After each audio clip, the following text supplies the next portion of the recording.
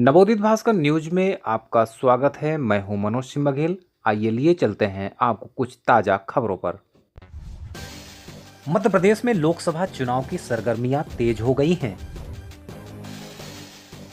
वहीं सियासी नेताओं के द्वारा आरोप प्रत्यारोप व जुबानी तीर भी छोड़े जा रहे हैं। जी हां, हम बात कर रहे हैं मध्य प्रदेश के सीधी लोकसभा क्षेत्र की, जहां सिहावल विधानसभा क्षेत्र के अमिलिया ग्राम में आयोजित जनसभा में सीधी कांग्रेस के प्रत्याशी अजय सिंह राहुल व मंत्री कमलेश्वर पटेल पहुंचे व जनसभा को संबोधित कर जमकर पीएम मोदी व भाजपा के नेताओं पर बरसे।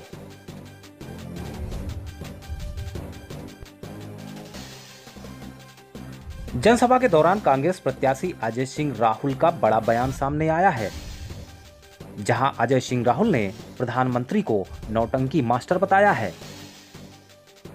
वहीं पीएम नरेंद्र मोदी को मध्य प्रदेश के पूर्व मुख्यमंत्री शिवराज सिंह का पिता कहा है। बहुत सारी यह मेरे की बात हमें हुई ही, और सबसे बड़े नौटंकी मास्टर एक वो सीधी मावे वाले जो लोग सुने, शिवराज जी के पिताजी नरेंद्र मोदी स्वयं ये नहीं, शिवराज सिंह जी के विशेष प्रेम है हमारे ऊपर। वहीं जनसभा के दौरान मंत्री कमलेश्वर पटेल ने क्या कहा, आप भी सुने। आप सबके माध्यम से, जैसा कि आदरणीय श्री मनोज सिंह जी ने आह्वान किया है, हमारी तरफ से भी यही आह्वान है कि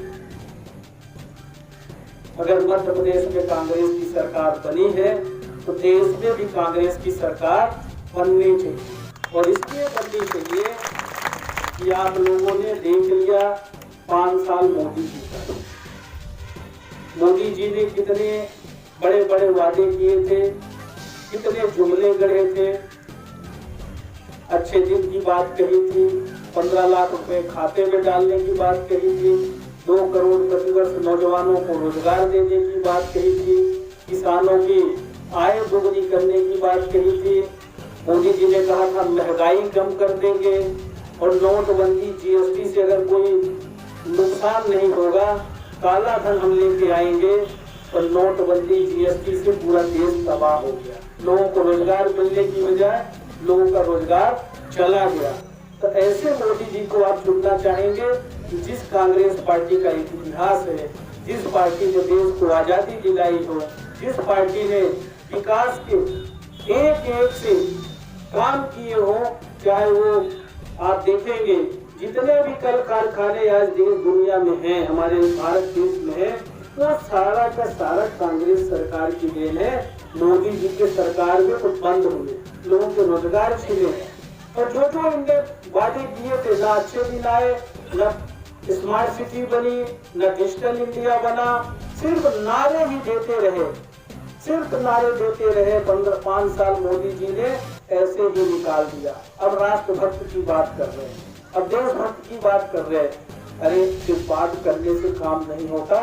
देशभक्त अगर कोई है तो कांग्रेस पार्टी के कार्यकर्ता और नेता हैं, जिन्होंने देश को आजादी दिलाने से लेकर आज तक जो भी किया है सिर्फ और सिर्फ कांग्रेस पार्टी ने किया है। और देश के संविधान की रक्षा भी की है।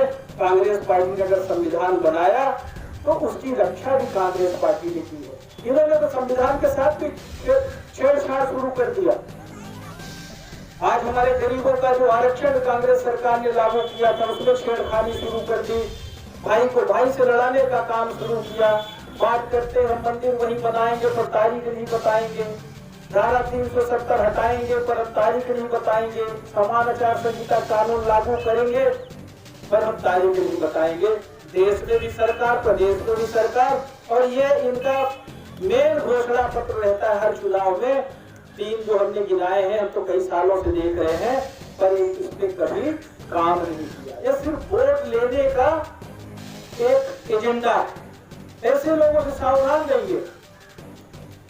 इनसे पूछिए, अभी भारतीय जनता पार्टी के नेता खुल के तो आजकल बोलने की बात हो रही है, क्योंकि जनता बोलती है कि जनधन के जो खाता खुलवाए थे, हमारा पैसा कहाँ गया, ले आओ वापिस करो। जनता जब पूछती है कि आपने नौकरी देने की बात कही थी, कहाँ है? तो इधर उधर की बात करते हैं। अब राष्ट्रभक्त की बात कर रहे हैं। अरे कैसे राष्ट्रभक्त हो?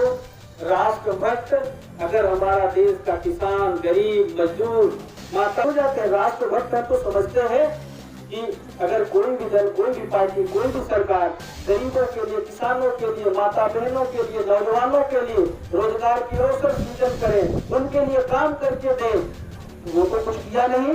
हमारी सरकार जब पिछले, अभी हम 10 साल पहले, 5 साल पहले की बात करते हैं, जब हमारी मनमोहन सिंह जी प्रधानमंत्री थे, यूपीए की चेयरमैन सोनिया गांधी जी थी चेयरपर्सन, सोनिया जी ने 72,000 करोड़ रुपए किसानों का कर्जा माफ किया था जब केंद्र में हमारी सरकार थी। मोदी जी बता दें 5 साल में कितने किसानों का कर्जा माफ किया? और यही मध्य प्रदेश में भारतीय जनता पार्टी की 15 साल से सरकार थी, 2 रुपए भी किसी किसान का कर्जा माफ नहीं किया, किसी भी किसान का कर्जा माफ नहीं किया। यहाँ तक कि बिजली के बिल में किसान अगर कर्जदार था 10-20 हजार का, तो कोर्टी का नोटिस उनको जेल में डालने का काम किया था। यही भारतीय जनता पार्टी की सरकार ने काम किया था। आपने देखा होगा हमारी सरकार बनते ही, अगर हम केंद्र की बात करें, हम पिछली नहीं बात करते, 10 साल में आपको राष्ट्रीय खाद्य सुरक्षा अधिनियम, जिसके तहत 1 रुपए 2 रुपए किलो अनाज 22 प्रकार के लोगों को शामिल किया था, देना जो शुरू किया था तो हमारी सरकार की योजना थी। महात्मा गांधी रोजगार गारंटी योजना हमारी सरकार की योजना थी। सर्व शिक्षा अभियान के तहत, जिसके तहत आपका मध्याह्न भोजन, स्कूल ड्रेस, आपका साइकिल जो भी मिल रहा है, ये सब कांग्रेस सरकार की दो। ये बताएं, सूचना का अधिकार और शिक्षा का गारंटी कानून ये हमारी सरकार ने बनाया। ये बता दे मोदी जी का 5 साल के कार्यकाल में एक भी योजना बता दे जो उन्होंने किया हो। एक प्रधानमंत्री आवास योजना की बात करते हैं, वो भी 2011 का सर्वे है, उस समय देश में हमारी सरकार थी, मोदी जी की सरकार नहीं थी। हाँ, मध्य प्रदेश में भारतीय जनता पार्टी की सरकार थी, सर्वे कराने में बदमाशी की और बहुत सारे लोगों का जो मात्र लोग तो उनका नाम छूट गया।